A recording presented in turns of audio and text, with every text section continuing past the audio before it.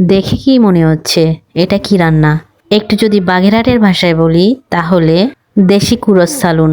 আমি সবসময় দেশি মুরগি ঝাল ঝাল কষা কষা রান্না করতে পছন্দ করি। আমাদের বাড়িতেই দেশি মুরগির ফার্ম, নিজেদের হাতে পালা মুরগি, তাই প্রথমে একটু মায়া লাগতেছিল, কিন্তু মায়া করলে তো আর খাবার জুটবে না কপালে। চলুন আমি কিভাবে দেশি মুরগি রান্না করি আজকে আপনাদের সাথে তাই শেয়ার করব। আমরা কিন্তু একই মুরগি একই মশলা দিয়ে এক একজনে এক এক রকম করে রান্না করি, তাই সবার রান্নার স্বাদ একরকম হয় না। তার মধ্যে আমার একটা খুব খারাপ স্বভাব আছে, যেটা হচ্ছে আমি কোনো বাড়িতে গেলে মুরগি রান্না করলে আমি তা খেতে পারি না। এটা অনেকে অহংকারী বা হিংসুটে মনে করলেও কারণটা হচ্ছে অনেকে মুরগির গায়ে যে তেলটা থাকে বা চর্বিটা থাকে, ওই তেল বা চর্বি মুরগির রান্নার সাথে দিয়ে দেয়, যেটা আমি একদমই পছন্দ করি না। আর এই জন্য কারো বাসায় আমার মুরগি রান্না খেতে ইচ্ছা হয় না।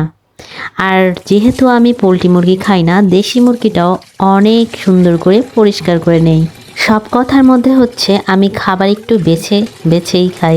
এর মধ্যে আমি যেটা রান্না করি সেটা আমি তৃপ্তি সহকারে খেতে পারি। কথা বলতে বলতে আমার মুরগি কোটা এবং ধোয়া প্রায় শেষ। মাংসগুলো ধোয়ার পর আমি কিছুক্ষণ ঝাঁপিতে রেখে দিয়েছিলাম এর পানিগুলো ঝরানোর জন্য। যেহেতু আমি চুই ঝাল দিয়ে রান্না করব, তাই আমি চুই ঝাল নিয়ে নিব। আর নিয়ে নিছি 4টা রসুন। চুই ঝালটা ভালো করে আমি আগে পরিষ্কার করে নিচ্ছি। আমাদের বাগেরহাটের মানুষরা কিন্তু চুই ঝাল আর রসুনের মাংস খেতে খুব পছন্দ করে। এখন বাগেরহাটের বাইরেও মানুষ চুই ঝাল পছন্দ করে।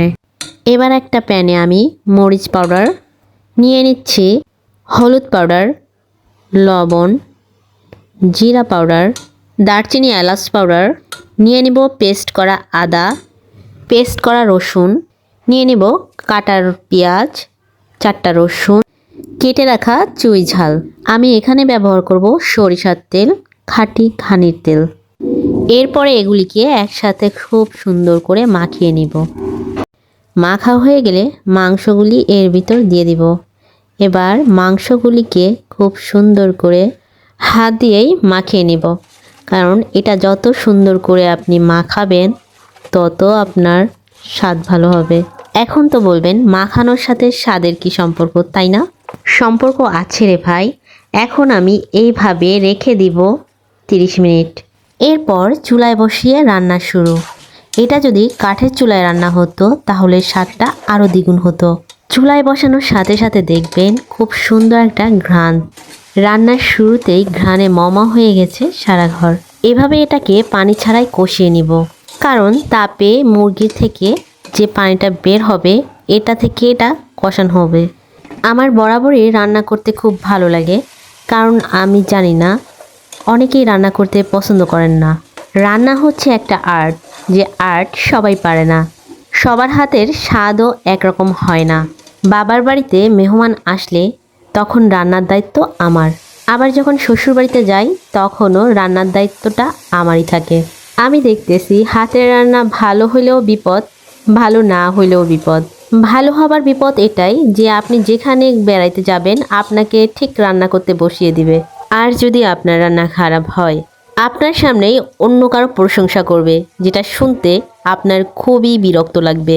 রান্নার ব্যাপারটা হলো আপনি যত রান্না করবেন আপনার হাত তত পাকা হবে। আমার রান্নার ব্যাপারে আমি সবসময় আমার মাকে ফলো করেছি। আমার মায়ের হাতের রান্না অসাধারণ মজার ছিল। বাংলাতে একটা প্রবাদ আছে, মা গুনেছি। আপনি খেয়াল করবেন শুধু রান্নার ব্যাপারে না, আপনার মার যে যে গুণ আছে আপনি তার মেয়ে হিসাবে সেই গুণগুলি পাবেন, সেটা হোক ভালো বা খারাপ। কথা বলতে বলতে আমার রান্না প্রায় শেষ। এবার আমি যে মশলাটা দিব এটা আমার সিক্রেট মশলা। এই মশলাটা না দিলে আমার রান্না সম্পূর্ণ হয়ই না। বকবক করতে করতে কিন্তু আমি রান্না প্রায় শেষ করে ফেলছি। ঘ্রাণে তো আমার ক্ষুধা লেগে গেছে। আপনাদের কি অবস্থা? এবার দেখা যাক আমার রান্না কেমন হয়েছে। আপনারা তো খেয়ে দেখতে পারবেন না, তাই আপনারা দেখেই বলবেন কেমন হয়েছে। আর স্বাদ ট্রাই করতে হলে অবশ্যই এভাবে রান্না করে দেখবেন। অসাধারণ মজার একটা রেসিপি। পেজ থেকে দেখে থাকলে অবশ্যই পেজটিকে একটা ফলো দিয়ে দিবেন। আর যদি ইউটিউব চ্যানেল থেকে দেখে থাকেন অবশ্যই চ্যানেলটিকে সাবস্ক্রাইব করে সাথেই থাকবেন। অসংখ্য ধন্যবাদ এতক্ষণ আমার সাথে থাকার জন্য।